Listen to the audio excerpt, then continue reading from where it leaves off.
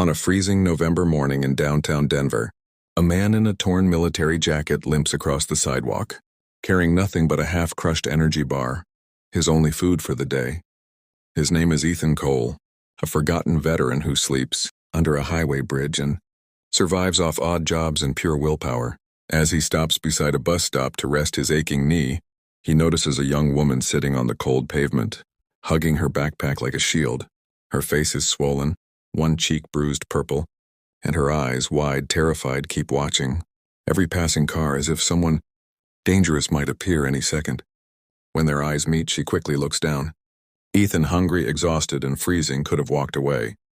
But he kneels beside her and hands her half of his only food. That single act of kindness, given by a starving man with nothing, becomes the spark that will pull both of them into a story of danger, redemption, and a second chance at life. Ethan Cole, 38, once served as a search and rescue medic in the U.S. Army after losing his best friend during a mission. He spiraled into depression, eventually losing his home, his job, and his marriage. Now he wanders the streets of Denver, helping strangers when he can, hoping someday he'll forgive himself. The young woman at the bus stop is Lily Hart, 24, a college student who recently escaped an abusive relationship with her influential ex-boyfriend, a man with money, connections, and a dangerous temper. Last night, she ran away from him after he smashed her phone and threatened her life.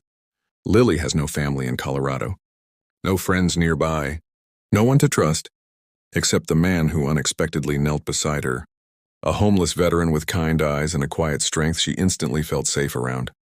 The story begins when Ethan gives her the food he desperately needs.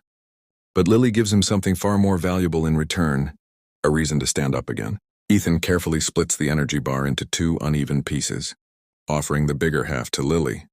She tries to refuse, shaking her head. "You need it more than I do," she whispers. "Doesn't matter," Ethan replies softly. "You look cold and scared." She hesitates, then accepts it with trembling fingers. When she takes the first bite, tears fill her eyes, raw, uncontrollable emotion. No one had been kind to her in months, certainly not the man she had just escaped from. Ethan sits beside her on the sidewalk. People walk past them without looking. After a minute, Lily finally speaks. "I ran away last night." From someone dangerous, Ethan's posture changes instantly. "Is he looking for you?" She nods slowly. "He said he'd find me. He always does." Ethan feels the old soldier in him wake up, the instincts he spent years trying to bury. He looks at her shivering hands, her bruised cheek, her ripped backpack strap. "You're safe for now," he says gently. "I won't let anything happen to you." "Why?" she asks. Ethan shrugs, staring at the busy street. "Because someone should have protected you a long time ago." Lily wipes her eyes. For the first time in months, she feels hope. Ethan takes Lily to a warm shelter near Union Station. The staff gives them blankets, hot soup, and a corner table away from the front windows. Lily eats quietly while Ethan scans every face in the room, every movement near the door. The soldier in him is fully awake now. Suddenly, Lily stiffens. A man outside the glass window walks by slowly, tall, black jacket, familiar haircut. Her breath catches. "It's him," she whispers, gripping Ethan's sleeve. "Please, please don't let him see me." Ethan gently lowers her head behind his arm and positions himself, so he blocks the view from outside. The man outside pauses, looks inside once, and then keeps walking. Only when he disappears does Lily burst into tears. Ethan places a steady hand on her shoulder. "You're okay. He didn't see you. Why is he doing this?" Lily cries. "Why won't he just let me go?" Ethan doesn't have an answer. But he knows one thing for sure. This isn't just about shelter or safety anymore. This woman is truly being hunted. And he, of all people, might be the only person willing to stand between her and danger. Later that evening, the shelter volunteers offer Ethan a warm bed. But Ethan refuses and instead sits near the door, keeping watch while Lily sleeps on a cot. Her breathing is soft, uneven, every exhale a leftover tremor of fear. Across the room, Ethan closes his eyes, haunted by memories of Afghanistan. The night he failed to save his best friend, Mason. He hears Mason's last words again. "Keep them safe, Ethan, always." He had failed Mason. He had failed himself. But maybe, just maybe, he could save someone now. Around midnight, Lily wakes up and sees him sitting guard. "You didn't sleep?" she whispers. "I've slept enough in my life," he replies with a small smile. She walks over, wrapped in a blanket, and sits beside him.